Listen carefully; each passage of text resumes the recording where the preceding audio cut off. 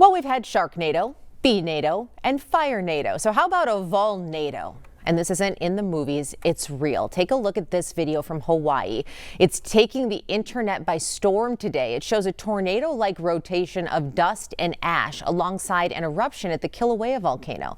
You can see the massive eruption, and off in the distance is that Volnado. Illuminated in memory, quite the sight at the Split Rock Lighthouse, worth a second look as it only stayed shining for 2 hours Monday night for the 50th anniversary of the sinking of the Edmund Fitzgerald.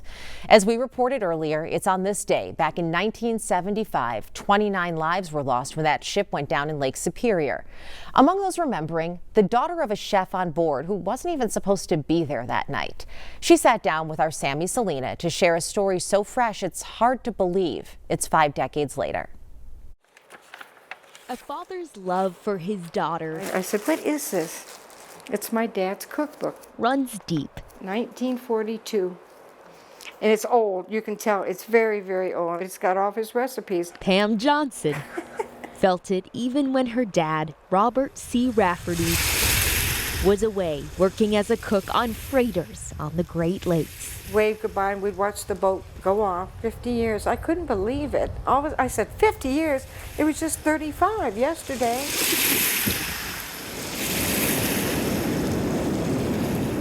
A freighter carrying a crew of 29 disappeared on Lake Superior during a severe storm last night, and so far, no survivors have been found. This inland sea is the resting place of the 29 men who sailed on the Edmund Fitzgerald. So my mom we didn't suspect anything, and then she heard it on the news. She called and said that there was an accident and your dad has probably died. Robert disappeared the evening of November 10th, 1975. He was among the 29 on Edmund Fitzgerald's final voyage. And I miss him terribly. It's really hard to lose your father. He didn't usually work on the Fitz. He happened to be filling in for the ship's cook on what was planned to be the final voyage of the season. He was 62 years old. And he knew it was going to be probably the last one, and he was retiring. It was the largest ship on the Great Lakes at the time when it left Superior, Wisconsin on November 9th, 1975, bound for Detroit. Weather conditions deteriorated into the 10th. Gusts reached 86 miles per hour. Snow was blinding. Waves were recorded as high as 25 feet.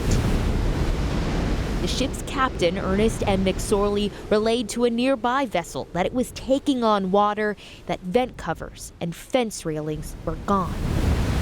Communication was lost hours later.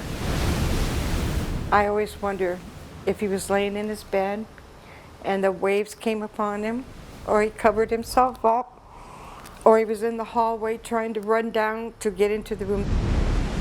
While the Coast Guard said the cause for the sinking couldn't be confirmed, findings say the cargo hold flooded. 30 years later, Great Lakes tragedy still fascinates. And interest in the freighter's fate is unwavering. All I could think of is, you're making fun of my dad. Sometimes to the cook's daughter's chagrin. When supper time came, the old cook came on deck saying, "Fellas, it's too rough to feed you." Gordon Lightfoot's The Wreck of the Edmund Fitzgerald became the theme song of the tragedy. No, we didn't like it. At 7 p.m. a main hatchway caved in. He said, "Fellas, it's been good to know ya." But Pam realized it not only immortalized the final voyage, but the people who were part of it. That's me with this picture right here. Gordon Lightfoot and me. He put his hand on top of mine and he said, I know. It's going to be okay." She now loves talking about the Edmund Fitzgerald and her dad. And I'm happy to share them with them, bringing up memories to myself. She often travels to the Great Lakes from her home in Abilene, Kansas. This is 38-year anniversary. This was 1995, 2000. For every memorial event she can. I'm with my dad. I get to be with my dad for 20 minutes, 10 minutes. And like father, my dad taught me how to cook. Like daughter. You eventually worked professionally as a chef too? Of course I did. I loved it at a nursing home and schools. And I remember the things my dad taught me. It's got everything in there. I remember saying that someday you'll be doing this too. 50 years later. It was so hard. He loved me so much. Memories still stir up pain. Herring salad, mackerel. Dad, you didn't feed these people this stuff, did you? But it's happiness that rises to the surface. I miss him. Sammy Solina, He was my main squeeze. KARE 11 News. Well, for more on the history of the ship and its sinking, you can watch a full half hour called The Legend Lives On: What Happened to the Edmund Fitzgerald, streaming now here on KARE 11 Plus. Just download this app for your TV and watch for free.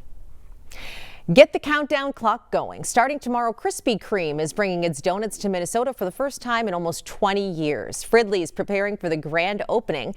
City officials say police will be stationed at 57th Avenue Northeast to help with traffic.